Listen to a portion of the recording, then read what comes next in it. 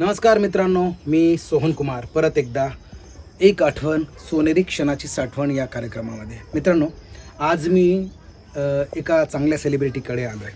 एक iconic star, येलदरीचे खूप नाटक या क्षेत्रातले कलाकार, ज्यांच्याकडनं मी येलदरीत बऱ्याच कलाकारांकडनं खूप काही शिकलो, पण त्यातले एक चांगले कलाकार आज माझ्या या एपिसोडला आहेत. बघूयात कोण आहे, मी त्यांच्याशी तुम्हाला भेटवतो. थोडंसं यांच्याविषयी सांगतो की एक नावाजलेला कलाकार नाही का, ज्यांच्याकडनं खूप काही शिकायला मिळालं मला. मी वैयक्तिक माझं स्वतःचं सांगतो. तिथला त्या काळातला एक सुपरस्टार, नाटकातला अख्खं गणपतीचं म्हणजे सीझन हेरावून टाकणारा असा एक कलाकार. आजूबाजूचे खेडे, समोर पोते नाही का, काहीतरी असं टाकून जागा धरून बसणारे की आज त्याचं नाटक आहे म्हणून, अशी नाटकं गाजवणारा एक तुफान कलाकार. आज त्यांच्यासोबत मी आलो आहे. किती लोक ओळखतात त्यांना आज बघूयात आपण. मी वैयक्तिक सांगतो की मी जर कलाकार आहे असं तुम्हाला वाटत असेल तर त्याचं श्रेय सगळं यांनाच जातं, ज्यांना मी आज तुम्हाला भेटवणार आहे. कारण की एक मॅग्नेटिक पॉवर असते. म्हणजे जर कोणी म्हणतं ना की लवचुंबकाच्या बाजूला एक खिळा जर ठेवला ना एक रात्रभर, तर त्या खिळ्यामध्ये ते लवचुंबक जातं. तर उसी प्रकार से कुछ जादू उस बंदे का मेरे पे हुआ. जो भी मेरे अंदर टैलेंट है तो समझ लो इन्हीं की बदौलत है. उनका नाम है सादिक शेख. त्यांना त्यांच्या नावाने त्यांच्या वयाचेच मित्र त्यांना ओळखतात, कारण की ते शाळेत त्यांचं नाव असावं कदाचित, पण आम्ही त्यांना बाबू, पेंटर बाबू अशी कितीतरी नावं नाही का, लाल्या, काहीतरी वेगवेगळ्या नाटकातल्या नावाने त्यांना ओळखतो. जन्म 15/6/1965.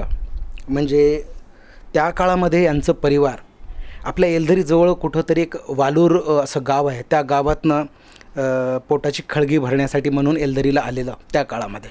यांचा बिझनेस हॉटेल, पानपट्टी. आणि त्या काळात की नाही येलदरीमध्ये आपलं आर्थन डॅमचं काम चालू होतं. बरीचशी इंजिनियर इकडनं तिकडनं आली, खूप चहलपहल त्या गावात होती. तर त्या गावामध्ये नावी लागत होता, धोबी लागत होता, दुकान, मिल्कमॅन नाही का, डॉक्टर्स, अशी सगळी लोकं लागायची. त्या काळात 1950-54ला कदाचित त्यांचे वडील आणि हे काहीतरी मला वाटतं 5 भाऊ आणि 3 बहिणी असं मोठं परिवार येलदरीला स्थायिक झालं.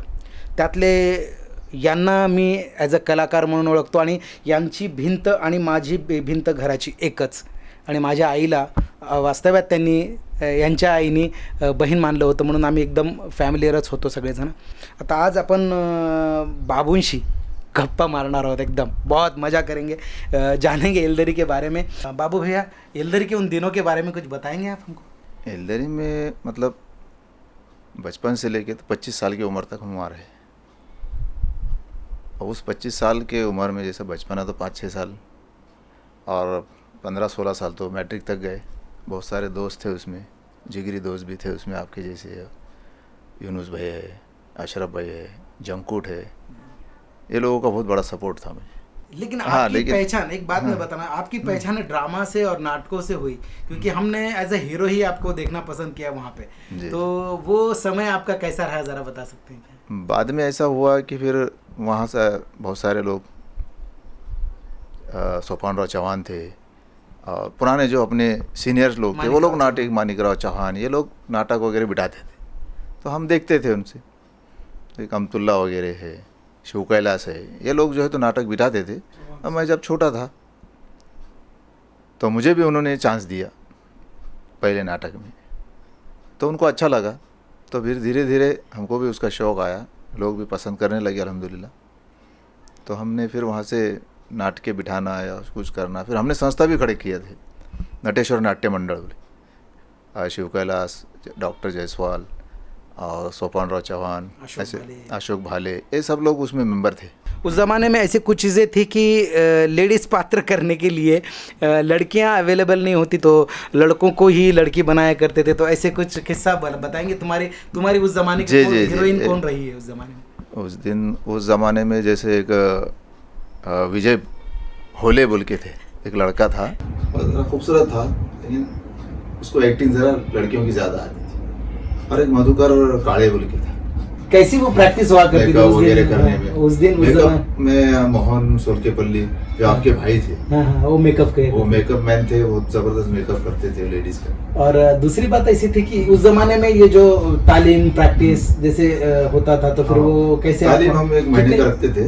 1 महीने से मतलब हाँ। नाटक की प्रैक्टिस होनी थी। गणपति 10 दिन का रहना, उससे पहले 1 महीना पहले हम एक Practice- किताब चॉइस करते थे। अच्छा, नाटक एक नाटक की हाँ, जिसका गणेश हिरलेकर हाँ, और 2-3 ऐसे कुछ लेखक थे, उनके किताबें हम चॉइस करते थे, उनको मानधन भेजा जाता था कि हम ये नाटक बिठाना चाहते हैं। अच्छा। तो तालीम के लिए पात्र चॉइस करना, डायरेक्टर हमारे सोपान राव चौहान थे।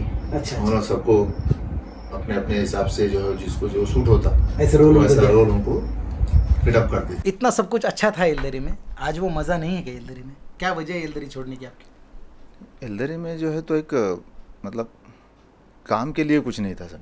अब बिजनेस भी क्या करेंगे, सब लोग बिजनेस तो कर रहे हैं, फिर भी हम लोग काम की तलाश में? हाँ काम के तलाश में फिर औरंगाबाद आ गए। औरंगाबाद आने के बाद फिर यहाँ कुछ नौकरियाँ करे, कुछ अभी तो फिर कलर कॉन्ट्रैक्ट में चालू है। और आपको बच्चे कितने हैं? 2 बच्चे हैं, एक लड़का एक लड़की है। अच्छा, दोनों की शादी हो गई? दोनों या की शादी हो गई। लड़का क्या करता है?